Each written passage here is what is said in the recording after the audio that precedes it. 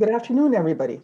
My name is Diane Cote, and I'm the CEO of MedTech Plus, which is a health technology industry-led consortium. And I'm delighted to be with you this afternoon and to share thoughts, guidance, knowledge, best practices, and lessons learned with a wonderful panel that has been put together to discuss prospects for AgeTech from an investment and from an economic impact point of view. So welcome to everybody. As you can see, there's an incredible opportunity within the AgeTech space to address needs, transformation, innovation to make life better in terms of longevity and an aging population. But there is also an unbelievably interesting and growing AgeTech sector from a business point of view that complements this component. So it will be a delight to work with my fellow panelists. In terms of how we will address the panel this afternoon, there's information being shared with you in terms of the process of the panel.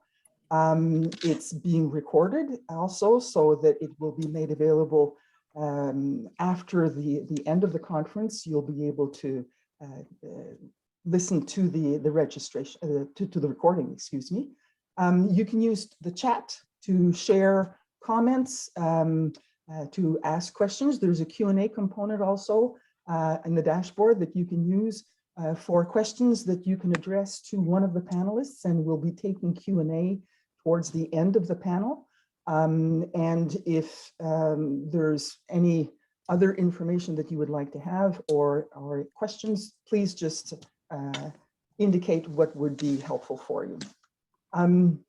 AgeTech, as we defined it in the opening comments, 67% of adults in Canada are over the age of 50 and saying that they're willing to pay out-of-pocket dollars to be able to have tools, services, and benefits that can help them stay at home, be autonomous, have good quality of life, etc. And this is not exclusive to Canada. As you can see from the composition of the panel, this is something that is global right now. So how do we support individuals who are in a stage of life where they have so much to give yet, but also where the set of needs can be different from what has been used in the past? How do we position all of this so that it's at our fingertips? So with no further ado, we will focus on those elements, and I will be asking questions to the panelists. Thank you again for joining. And let's kick it off with the first question. And probably the best way to start this off is to say, what is AgeTech in your definition and in your terms, in the way that you see this in the country and in the geographic region that you're in? And what are the boundaries? So are there segments, are there components, are there boundaries? And I'm sure that there are different flavors depending on where we live. So I'll kick this off asking Yael perhaps to start. Please introduce yourself briefly, and then let's get into your definition of how you're living through this. Okay, so I'm Dr. Yael Ben-Venisti. I'm the CEO of Mediterranean Towers Ventures, which is a CVC, a corporate venture capital from Israel. We invest in technologies for aging well. We are part of Mediterranean Towers Group, which is a publicly traded company operating independent living facilities, nursing homes, a senior members club, and a fund. So what is AgeTech for me? So AgeTech for me is any area that affects the life of the older adults. But we must remember that we are not talking just about the older adults. We are talking about the whole entire circle of care. Mm-hmm. We're talking about the family members, the caregivers, the government entities, healthcare agencies, and other service providers. I think that most reports indicate 6 areas of activity in which we can see AgeTech. that is finance, health, cognition, social and connectivity, mobility and transportation, and active of daily living. So, and in each area, we can see a lot of sub-areas. And this is why we can find technologies ranging from medical devices to tourism. This is very good. We have a lot of opportunity, but it's also very difficult for the companies to look for investments. Because if you are looking for a certain investor in a certain content area, and then you will reach them with an offer that is aiming only to a certain market, then it's difficult. So my advice to companies, to founders that are looking for investments, is not only to focus on the aging and how the world is getting older and we have a huge opportunity in the market, but also to focus on the technology, if it's AI, machine learning, VR, and so on, and on impact investments, because we are sort of impact investors. We are doing something else. We impact the future of ourselves and the future of others. And of course, there is the content that we are dealing with. So we have what we call a triple line of benefits. Super. Jean, how would you frame the way you see AgeTech today? Well, I really appreciate this, and thank you so much for the opportunity to be part of this esteemed panel. I just want to build off my previous panelists, and I totally agree with those perspectives. Within the US, we have about 10,000 people who are turning 65 each and every day. We know that by 2031, the number of people over the age of 65 will outnumber kids for the first time in our country's history, and that there's tremendous opportunities for transformation. And as we know that many people, we've been doing surveys since the 1980s around what are people's preferences and needs, particularly as they age. And one of the key findings since 1980 has been the opportunity to be able to live in their homes and communities for as long as possible, and being socially connected and being able to engage. I should step back and just quickly say that AARP is a nonpartisan nonprofit organization. We have 38 million members in the United States. And we know that given that the number of the membership that is quite diverse, but there's common things that they have in common. One is the opportunity to live a longer, healthier, more productive life. One is to be able to give back and to contribute significantly to their society, to their communities, to their families. The other is to be a contributor in very meaningful ways. So as we think about AgeTech, the question is, what are the opportunities to really allow people to live a healthier, more productive, and longer life in this environment, particularly one that has been drastically impacted by this pandemic? We know that particularly from the 50+ population in the US, people over the age of 50 spent $8.3 trillion in 2018. And that by 2050, that would be nearly $27 trillion in economic activity. If you think about it, someone in 2018, particularly in the US context, 56 cents of every dollar spent in the US in 2018 was spent by someone over the age of 50. Again, 56 cents of every dollar. Wow. And that was in 2018. That will actually go up to 62 cents of every dollar by 2050. When we look at technology and the opportunity to spend on technology in particular, what we find is the fact that in 2018, people over the age of 50 spent roughly about $140 billion on technology. And that will more than quadruple by 2050. And we know from some of the most recent survey work that we've done is that the opportunity to connect, especially in an environment where social distancing, or what we like to say physical distancing, has been the guidelines, that the use of technology to really help and enhance and advance one's quality of life has become significant. So I am looking forward to this conversation. When we think about AgeTech, the question is, how are we utilizing the range of tools to really ensure that people can live a dignified quality life? How are we ensuring that people have access to health, have access to wealth? And critically important is that connectivity. And I think that the pandemic has really demonstrated how interconnected we are as a society and the impact of social isolation on overall well-being and wellness. Absolutely. I hear you when you say that, and I fully agree. Cynthia, how would you position tech from your point of view? Yes, of course. So hello, and again, thank you for the invite to be part of this panel. My name is Cynthia Bullock, and I'm the Deputy Challenge Director at UK Research and Innovation. UKRI, as we shorten it to, is an organisation in the UK that essentially supports all the research and innovation activity within the UK, and I lead the innovation activity around healthy aging. So I guess for me, AgeTech comprises technologies, I would say, developed specifically to improve the lives. And when I say lives, I mean health and well-being. So there's something about not just the health element, there's a well-being element to this of older people. So from our perspective, it's about helping them to remain active, productive, independent, and I think Jean mentioned it, socially connected, which is really, really important. For us, the boundaries are pretty broad. I think Yale mentioned some of it. So it covers everything from common concerns of aging, so things like hearing loss, vision loss, incontinence, mobility, so things that really debilitate and ensure that people aren't living their best lives, even in later years. And I agree completely with you, Yale. There's a life course element to this, because I think sometimes when we talk about AgeTech, we think that just means anything for the over 50s. I think we need to think about age as a kind of continuum and not just a kind of 50 plus.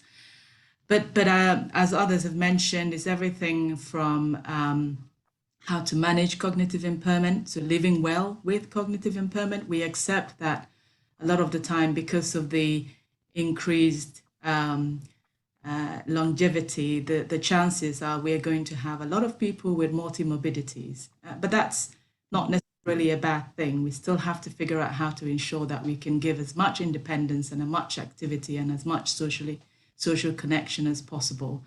It's nutrition, it's about active travel and leisure, it's about smart homes and smart neighborhoods. We know that sometimes our neighborhoods and the environments that we live in can in itself ensure that we're not living healthily. And it covers everything from sort of formal health system structures, so for us is the NHS, and social care, but also informal. So unpaid carers is about family members who are looking after mums and dads and neighbors and whatnot. And similar to yourself, Jean, it's a huge market. We all know it's a huge market. From the UK context, we know that 24% of the UK population will be over 65 by 2042. That's huge. And we also know that that the over 50s hold about 68% of the UK household wealth. So there's a lot of money in the hands of the older population, and we have to think of a way to actually tackle it and realize that it makes commercial sense to look at AgeTech. It's not just about the sort of touchy-feely element. It makes commercial sense to look at AgeTech as a sector. Excellent. So a lot of key words that have come up in this first part of the conversation. I've heard impact, I've heard connectivity, I've heard continuum, I've heard the full life cycle, and not just the last days of life, but really how to live better, live healthier, so that we can enjoy life better in healthier terms after the fact. So I think those are some significant foundational elements. When we talk about products, what is AgeTech? Is it a product? Is it a service? What are the characteristics? How do we facilitate the use? What would be your thoughts on that? Yeah. Okay, so I would like to take advantage of this stage and highlight a few points for the companies. First one, Segmentation. Because what is defined as older adults extends over about 40 years, from 55 to 100, it is very important to segment correctly the market. People age 60 do not have the same needs, challenges, desires as people aged 80, just like we will not develop the same product or the same service for children aged 3 and 18. So proper segmentation is very important. And proper segmentation of the customer will also lead to identification of the right payer agent. The message that the company should send out depends on the identity of the paying agent. If the payer is a service provider, the message of saving the resources is very important. But this is not the message that we want to send to a caregiver or to the family. So one is connected to the other. Now, the second point I want to talk about is accessibility, because accessibility, or what we call user-friendliness for older adults, is not about the colors, is not about the size of the letters. It's about the experience that the customer is going through from the minute he decided to buy the product, and the payment experience, how we install the product or the service, the support and user interface, and so on. And I would like to give an example so it will be very clear. Let's talk about the little messages that comes and disappear after a few seconds, like we delete an email, there's a little message on the bottom of the screen, and then it disappears. Since our response as we age becomes a little bit slower, it is necessary to give the user the ability to read and understand the message that comes and appear and disappear after it. So in the emails, it is okay, but if it disappears quickly, too quickly, it will get, the older adult user will get into stress and frustration, and he will leave this opportunity or this technology, this product, and will not try it again. So it's very important to see to match between the technology and the ability of the older adults. Another example is the design of the symbols in the digital language. Adults do not always know the icon, especially if the icon has several meanings, like the heart. We can push the heart and it will be something that I like, or push the heart and the product will come into my basket. So it has two meanings. So don't assume that everyone is familiar with the symbols, and it's necessary to add some words, some exclamation, even one word or two words beside the icon, so everybody will know what this is doing. Now, the third point that I want to emphasize is the importance of service. We are not selling products, we are selling solutions, and solutions is a product with a service. And the last point that I want to talk about is about the privacy, because we saw on studies that older adults are afraid providing personal information, which makes them afraid to use new technologies. So in my opinion, the solution is regulation, and the regulations should be established by the regulatory authorities in collaboration with the private companies. So I really hope that soon we will see some regulation and we will pass this barrier. Thank you, Yael. Jean, I think Yael brought some very, very important points. And it's you know, I think the solution approach is something that is very compelling for me, because when we come from a technology world, we can be fascinated with the technology and we can fall in love with the technology, but it's the true impact that makes a difference, and that says, you know, is there any value to this, and how to integrate it in a marketplace and to respond to certain needs. How would you gauge that element of having to drive a solution versus you know, the capabilities of being user-friendly and all of that? That's part of the definition of what a solution becomes, no? That's exactly right. What I would say is the fact that I think it's critically important as we're having this conversation, that we, in the process of creating solutions, that we are bringing those and ensuring that those who we are creating the solutions for are part of the process. Yeah. I think that's critically important. It's part of what, I know that this is Disabilities Month. So the disability community always says, nothing for us without us. And that speaks volumes, particularly as we think about the solutions that are being created. As Yael just articulated extremely well, is the fact that older adults are a heterogeneous population with different needs and preferences and hence solutions. So we want to make sure that as we are going down the path of creating solutions, that we don't make the grave mistake of getting to Z without first starting at A by saying exactly what do you need? How can we co-create something together to help address that? And I'll give you a perfect example of that.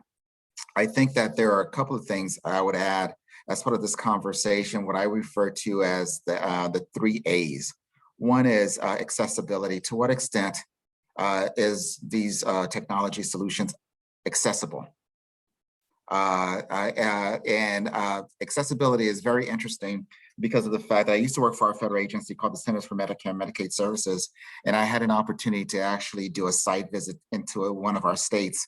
And when I went to go visit this beneficiary of this program, what I found was the fact that even though the program was intended to help this individual transition out of a nursing home back into the community, and this program helped to retrofit the home so this person could actually reside in the home.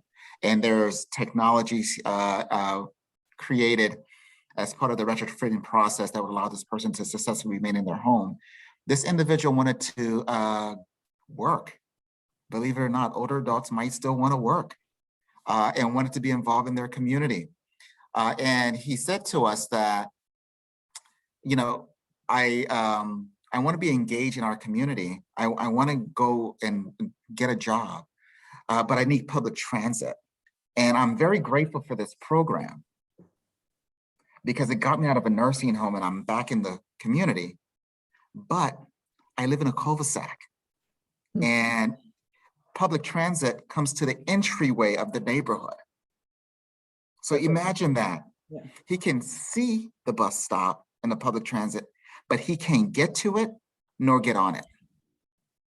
It personalizes things, doesn't it? It personalizes things. So when we think about, the solutions, we want to make sure that we're really I never had that conversation. As a federal official, I would have said, you know what, we won. We're doing great because our policy was to transition this person from a nursing home into the community. We retrofitted, ensured that he had all the smart technology that one might need, but we totally missed the fact about community integration. That's a fascinating point. And I agree with the patient-centric or the user-centric perspective. I know that in the work that MedTech does, we support innovation from idea to market, and right. We support collaborative innovation where all of the stakeholders come together, and clearly having patients actively represented. Patients, it's broader than patients. It's the end user represented within the different activities along that spectrum. That's a winning combination if you can get everybody together like that. But what I hear you talking about also, Jean, and I'd ask you, Cynthia, for your reaction to this. There's a word that's used more and more frequently, and it's called reablement. And it's making people, helping people who have had an episode of, care that has taken them out of active practice, if we can say, how to have them come back to an active life, integrated in the community. This is something that is being implemented in several countries already, but it helps people get back to their day-to-day lives of where they were before that incident might have happened, or to prolong or extend their wellness before they get into a situation where they have more limited capabilities. Is this something that you see a lot in the UK? And do you think that solutions need to focus and address the capability to re-enable somebody? Absolutely. I mean, I wouldn't sort of rehash what everyone has said, but this goes to the heart of the question around, do you want a product or do you want a service? Because a service allows you to maintain ongoing relationship with a customer, right? And so you're able to think about the customer also not just in terms of one dimensional. They become much more than that. You see them as a human being with different facets and different perspectives. From our perspective, one of the things that we've started to do is ensure that we have citizen representatives at every funding decision making that we're making. When we fund solutions, as others have said, and some of what's driving that is exactly this. We recognize that older people are not just, one of my hated words is over 50s. Somehow we segment, companies segment and promote and market, to the 18 to the 21st, 18 to 21st, or, to the 25 to 30s. And then it gets to sort of, 50 and they go the over 50s. Not all 50-year-olds are the same. Not all 60-year-olds are the same. And for me, some of the other things I'll add is something around inclusivity. So making things inclusive and not just thinking that you're going to make a much uglier version for the older population because they don't care about those sorts of things. Or thinking about affordability, because not everyone can afford the latest or the most expensive version of products and services. So thinking about mass market, in my mind, makes commercial sense, because that's where you're going to get the scale, which surely is what investors are looking for, because they want an addressable, ideally a large addressable market, so that they can get a return on their investment. So it isn't, we're talking about it, and I don't want people to imagine that somehow going for that somehow means that they're not going to get the commercial return. It makes commercial sense to think about not just healthy aging for the well-to-do people, but to think about it from that broader angle. In the UK, we have something called social prescribing, which is trying to do something similar to that. And within my own organization, we've funded quite a few services that are seeking to do that. So we have a group a company that is, they're calling themselves sort of Uber for volunteering. So how can they make volunteering easy so that people understand what the needs are within their communities and are able to address it in their own time in a way that fits into their lives and allows them to still be able to do the good they want to do within their communities. We have a service that we're also investing in where she's looking, it's a woman entrepreneur. She's looking at how you empower people who are in their later lives to perhaps take up other sorts of jobs, or the, gardening or shopping or whatever it is it might be, that earns them a little bit of money. They don't particularly want anything major, but if they want to earn a little bit of money within their neighborhoods, they can do that and still be able to offer somebody else a bit of help. So there are lots of ways that we can think about the individual as a whole, not just in the context of them sort of being old.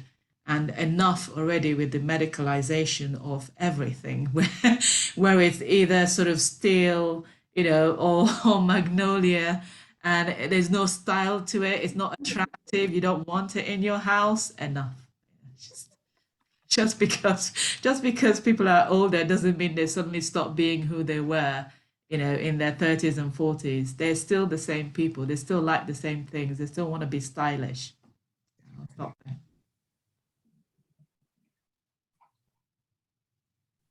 Sorry, forgot to unmute myself.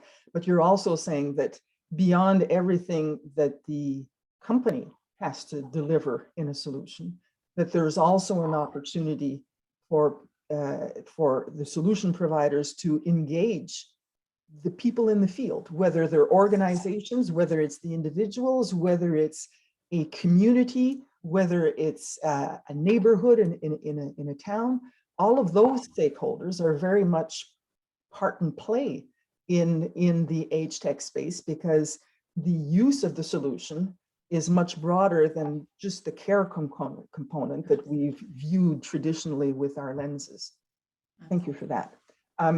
So as an investor, you know, I think we've put a lot of the building blocks in place now to say, you know, what solutions and not products should bring to the environment, etc. What do you think that investors are looking for?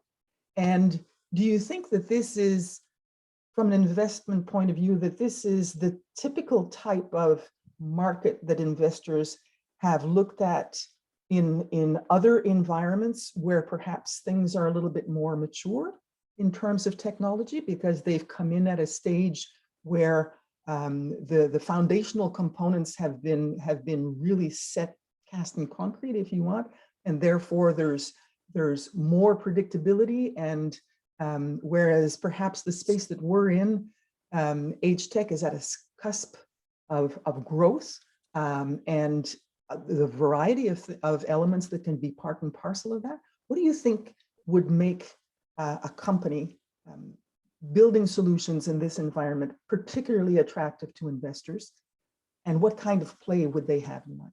Yeah. Well, as an investor, from the investor point of view, this is a special area to invest in. There is a conflict between the investor who wants to have a profit, a quick profit, sometimes needs a quick profit, and the reality in AgeTech. Because AgeTech is a new tech space, the evolution is slow. We all see it.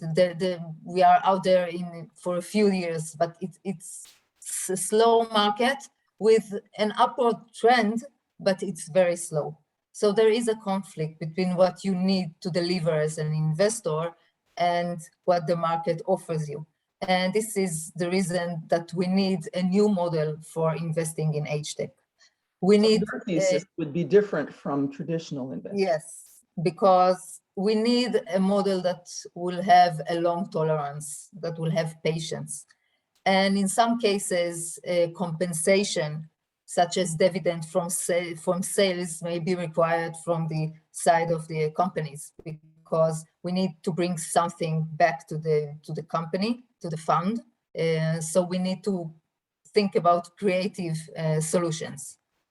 I think for investors, for me, it is also important to see a connection to the service, to any service provider, local or international service provider, or a big senior living operator that will give me a sense of validation for the product quality. And I think also for the customer, a connection with a company with a reputation they know will lower their fear to try a new product. And last, I think that it is important to present the investor a sensible strategy how to penetrate the market. All the companies have this big dream to connect with the insurance company or with the government, but this is a long cycle. This takes time. And you need to come out with a strategy that will allow the company to continue to operate until they will have this breakthrough. And the little achievement, the customers that you gain along the way is very important, but because you have to prove, you have to sell the product, you have to scale up. We as an investor have to see some feedback from the market. And when you rely only on insurance companies or on the government or the local government, it takes time and you will die before it happens. So think about new models and new models of compensation for the investors. Jean, when I look at some of the activities that MedTech does, we also invest in SMEs, and we're focusing more and more on the AgeTech space. But our thesis is, it resonates, what Yael just said resonates a lot with me, because it's how to de-risk, it's how to accelerate, and of course, everybody wants success in the investment. How do you position that in what you see in the US? Well, I really appreciate this question. And in fact, for the United Nations International Day of Older Persons, I wrote a piece that really made the business case for addressing some of these issues, both from a supply and a demand side. I do think that one of the key points that I would like to make is the fact that I think that given just the aging of the demographics, I mentioned earlier that within the US, you have about 10,000 people who are turning 65 each and every day. In China, that's 54,000 people are turning 60 each and every day. And there's over about 200,000 people who are turning 60 each and every day somewhere around this world. So the demographics suggests that there needs to be some form of a strategy, whether you're an investor or whether or not you are part of a company. I always say, what is your longevity strategy? What is your growth strategy? And how do you maximize on that? When we talk about mitigating risk, I do think that part of a company's risk mitigation plans is really thinking about how do you pay attention to this growing market that's only living longer, and not having a strategy actually is a risk in of itself from a company standpoint. So I just wanted to establish that fundamental point. I will say that as we think about the opportunities from ARP standpoint, one of the things that we've done is created a $40 million innovation plan. And it's an innovation fund designed to stimulate the market, to really be more intentional about creating technological solutions to meet people, particularly as they age, by co-creating those solutions with older adults, whether it's with our innovation lab, whether it's the work that we're doing with startups and investors, because this is an opportunity that has to do with investments that, whether it's from public health investments, medical technology investments, where we're seeing an extension of life in some regards. But at the same time, there's also an opportunity to think about how we address the equity issues. So I do think that from an investor perspective, as well as from a company's perspective, this is a market that one cannot ignore. And the question becomes, what is your strategy for being relevant to this growing market in a way that meets their needs while ensuring your sustainability? Super. Cynthia, you're an innovation investor supporter. How would you add to this? I am, and I think, if I'm honest, let's not pretend that ageism isn't still a problem, right? Sure. It is a real issue, and because it's a persistent issue, it means, to the point that Jane was saying, there is still a lack of knowledge about the market, about what consumers need in that market. And we've talked about how we think that co-creation and co-production and user-centered design can help to address that. And that's great. But that does mean that corporates are reluctant, certainly from our perspective, my experience, that's what we have found. Lots and lots of SMEs are coming in, but none of them are scaling. And we think there's still a real problem in people genuinely developing solutions rather than just kind of jumping on the next bandwagon of a chatbot or an app that I think is going to be the sort of be all and end all. I agree with you, Yael, that there is something about patient capital that is still missing in the system. I think there's also a huge issue around sort of the health system investment that needs to happen. So within the UK, we are about to embark on social care reform. Let's be honest, companies look at that, businesses look at that, and they feel reluctant to get into that space because they don't, well, they in our system, they panic that, quite frankly, the market isn't ready yet. So there's a bit of educating the market that needs to happen and educating consumers themselves, so that they understand that they need to take responsibility for their own aging, right? That for us, where there's a reliance on the NHS, actually it's unlikely to be there for you when you need it in your older age. So you need to be thinking about products and services and be ready to purchase and procure and adopt and implement those products and services that are going to help you to age. So there is something about the patient capital, there is something about the kind of ageism fog, there is something about the infrastructure itself, so the health systems making relevant investments to ensure it's a kind of signal, it's a confidence to the market that the government is serious about it, that the health systems are serious about it, and they're making the relevant investments.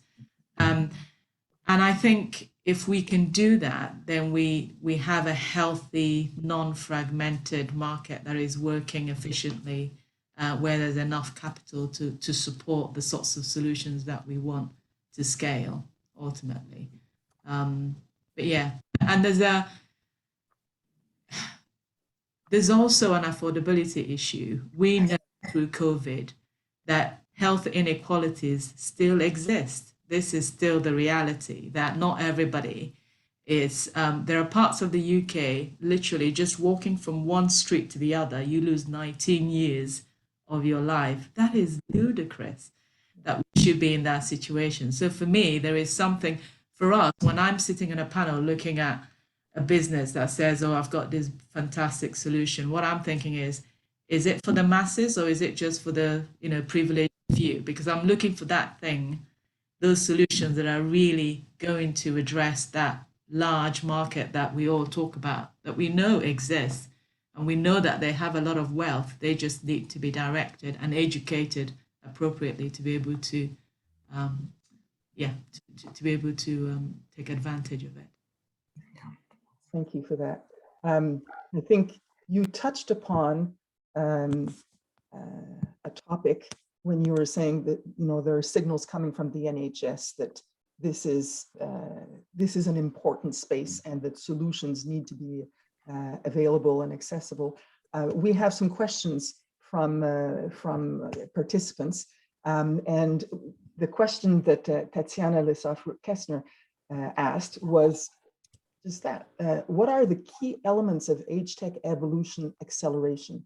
What would help develop the sector and really make everybody scale in terms of the delivery of services, but also the use of innovations and solutions that can make a difference? I will start. First, I think there are two main barriers that are not connected to the technology. First, there is the social perception about technology and aging, about older adults' ability to adopt technology. And the second barrier is about the self-perception of the older adults about themselves, that their ability to adopt technology. And the way to overcome these barriers is education, is digital literacy. And this is very important. And until we do not pass this barrier, we will always have a slow market, because we need the customers who want to adopt the technology. And we don't have this mass market that is looking for the solutions, because there is a gap that we need to overcome. It will be better as we pass the years, because we have a generation with a good digital literacy, but we still are in the middle of the process. So we can, if we accelerate that, that would be really a way to prod the growth of. It's not enough to have the product. We need to also to prepare the customer. If I could chime in, particularly in the US, what we've seen is the fact that COVID is a great accelerator, particularly in terms of technological adoption, particularly among the older adult population. We've been doing some survey work on an annual basis where we survey our membership with regards to their comfort levels with technology, their adoption of technology, and also their concerns with technology. So we were actually able to see the the change, if you will, as a result to COVID as it relates to technological adoption. So in 2019, which was pre-COVID, when we filtered this, what we found was that less than 50% of older adults were quote unquote comfortable with technology. When we surveyed it again, we just released our report and can send this around in September of this year. We just released it. What we found was that 83% of older adults indicated they were comfortable with technology in some form. And I think a lot of that has to do with the fact that over the last 19 months, we've had to adopt and we've had to adjust and we've had to really think about how do we stay connected in an environment that required us for health reasons to be physically disconnected. So I just want to kind of mention that. I think that the other thing I would just mention that frankly, in terms of acceleration, particularly again, just providing the US context, I do think that there's an opportunity for public-private responsibility here. I think that, that the public can play a significant role in terms of helping to accelerate adoption, but also addressing some of the equity issues that Cynthia has rightly pointed out. Because what we don't want to have happen is that as we're creating these solutions, that we're exacerbating inequities along the way. And I do think that the public sector can play a role in providing incentives to ensure that those gaps are being narrowed. Because the same life expectancy differences that Cynthia just mentioned, we see this in every city, in every state in the United States. And we really have to figure out how to correct for that. So I do think that there's a role for the public sector, but I also think that there's a role for the private sector as they're creating a lot of these technological solutions to help think about what are the ways we can accelerate certain solutions. And I'll use the vaccine development as a perfect example in terms of what we are able to do in rapid speed when there's a major health crisis and the incentives align.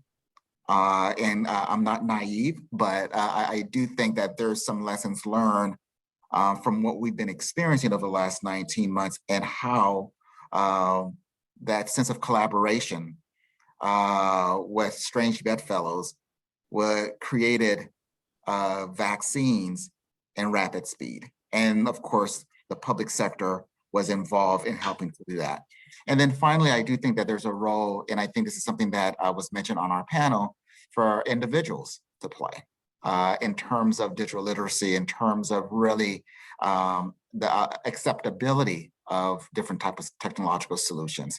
So it's one thing for things to be accessible, it's something totally different for it to be affordable, and it's something where it's acceptable, particularly to the end user. Those three areas in terms of personal, public, and private sector responsibilities, I think is critically important for the scalability and the acceleration of certain solutions. Super. And a quick question for you, Cynthia, that comes from the audience.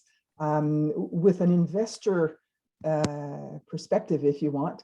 The question is from Mark Venning, and he says, in order to promote the value of an AgeTech market more broadly, in the investor and consumer's mind, perhaps the terminology is too complex and diverse today as we talk amongst ourselves as technologists. So how can an industry educational program, Yael mentioned that, or just an introduction into the reality of solutions, or an industry marketing campaign, if you want to put it that way, could that solve part of this? And who should lead that if that was taken up as a challenge? Yeah, no, I really pertinent question. None of us are in any way imagining that this stuff is easy, right? It is complex. I mean, the vaccine that Jean was talking about, absolutely. We saw how incredible the mobilization, the single-mindedness, countries were working together, public and private, suddenly all of those barriers fell down. And so the complexity, none of us is making light of. And it is complex because of the multifaceted elements that go into healthy aging, right? So vaccines, you just kind of need to figure out your manufacturing, figure out the regulatory and in some extent, you kind of, you're working across the same sort of sector. To achieve healthy aging, you've got to work across construction, transport, finance, health. It is difficult.